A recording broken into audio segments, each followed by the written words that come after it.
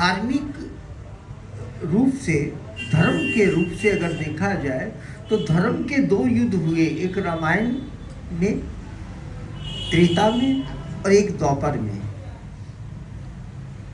यही दो युद्ध हुए शास्त्रोक्त, अगर मैं बात करूं।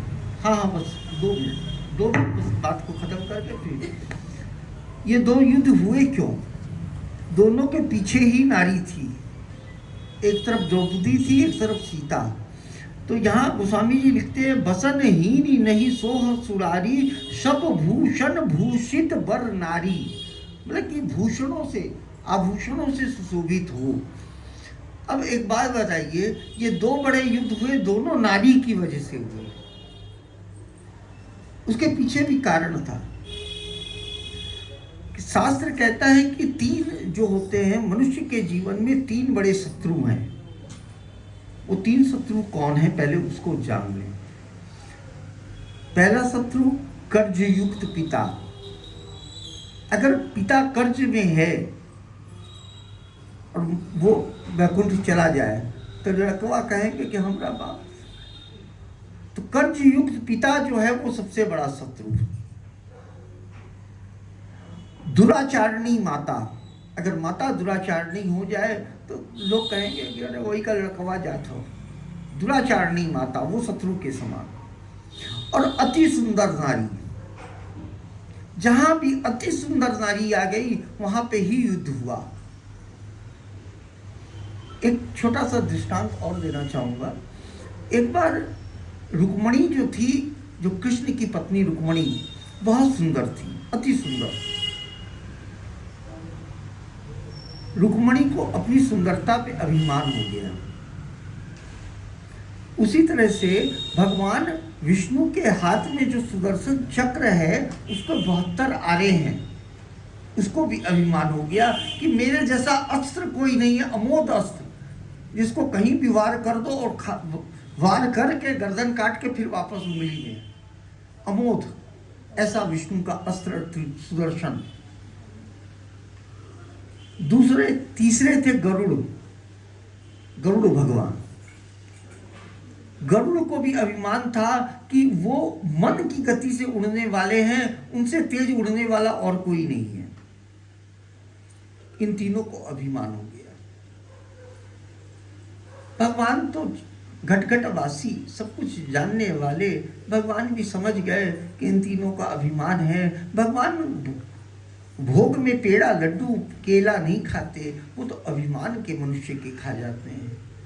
तो भगवान ने कहा ठीक। एक दिन भगवान कृष्ण अपने दरबार में बैठे हुए थे, तो गरुड़ को बुलाया। गरुड़ से कहने लगे, गरुड़ जी के क्या महाराज, क्या ऐसा है कि बहुत दिन हो गया हनुमान जी से भेंट नहीं हुई। तो कहता कि सुमेरु पर्वत पे इस समय हनुमान जी भजन कर रहे हैं, जाके उनको संदेश हमारा दे दो कि हम उनसे मिलना चाहते हैं। तो कहने लगे कि ठीक है भगवान, हम जा रहे हैं तुरंत, अभी उनको पीठ पर बिठा के ले आएंगे हनुमान जी को। ठीक। हनुमान जी को लेने गरुड़ जी गए सुमेरु पर्वत पे। वहाँ हनुमान जी भजन कर रहे थे। गरुड़ पहुँचे। गरुड़ ने कहा, हनुमान जी कहाँ? बोलिए गरुड़ जी। क्या भगवान ने तुरंत आपको बुलाया है।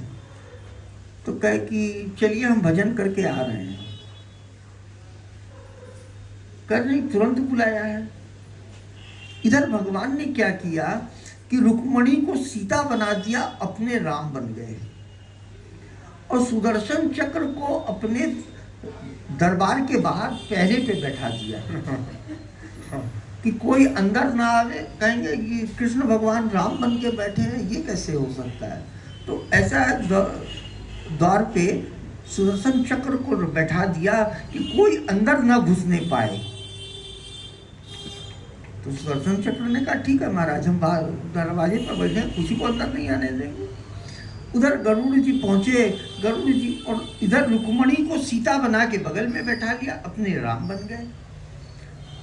गरुड़ पहुंचे हनुमान जी के पास। हनुमान जी से कहने लगे, महाराज चलिए, तुरंत बुलाया। कहा चलो हम आ रहे हैं। कहा नहीं चलिए। कहा भजन छोड़ के हम नहीं आएंगे। कहा नहीं नहीं, भजन वजन छोड़ दीजिए, चलिए। भगवान ने तुरंत बुलाया। बड़ा मना किया, हनुमान जी ने गरुड़ नहीं माने। हनुमान जी ने गरुड़ को पकड़ा, पकड़ के ऐसे करके फेंका, गरुड़ गए 7 समुंदर पार और जाके वहां बेहोश हो गए। बेहोश हो गए। इधर हनुमान जी जो थे अपना भजन करके उठे, गए भगवान के पास। भगवान के पास पहुंचे, कहने लगे भगवान आपने याद किया? कहा गरुड़ बहुत दिन हो गए थे, मुलाकात नहीं हुई, भेंट नहीं हुई, आपसे मिलने का मन कर रहा था इसलिए आपको बुला लिया। क्या ठीक है महाराज, बोलिए क्या? क्या बस बढ़िया है, सब आनंद मंगल है। गरुड़, तब तक गरुड़ जी भी होश में आ गए, वो भी लौट के आ गए। लौट के आए तो कहने लगे देखा हनुमान जी तो वही है। कह रहे हमसे भी तेज कोई चलने वाला है। गरुड़ का अभिमान नष्ट हो गया कि मेरे से भी तेज चलने वाला अगर कोई है तो वो हनुमान जी।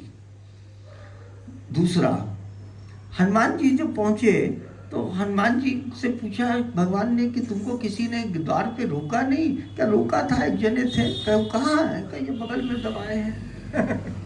सुदर्शन चक्र को बगल में दबाए थे। सुदर्शन चक्र का भी अभिमान नष्ट हुआ कि मेरे से अमोद कोई नहीं, तो उसको हनुमान जी अपनी कांखी में दबा रहे हैं। तीसरा, रुक्मणी। रुक्मणी बहुत सुंदर थी। हनुमान जी से कहा कि अरे हनुमान जी, बगल में सीता माता बैठी हैं, आपने उनसे कहा ये सीता माता? अरे महाराज ऐसा मत कहिए, सीता माता की चरण की धूल भी ये नहीं है।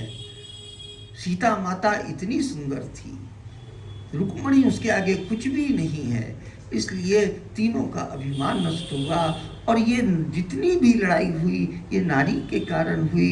कहते हैं बसन ही नहीं सोह सुरारी, सब भूषण भूषित मरमारी, राम विमुख संपत्ति प्रभुताई, जाय रहे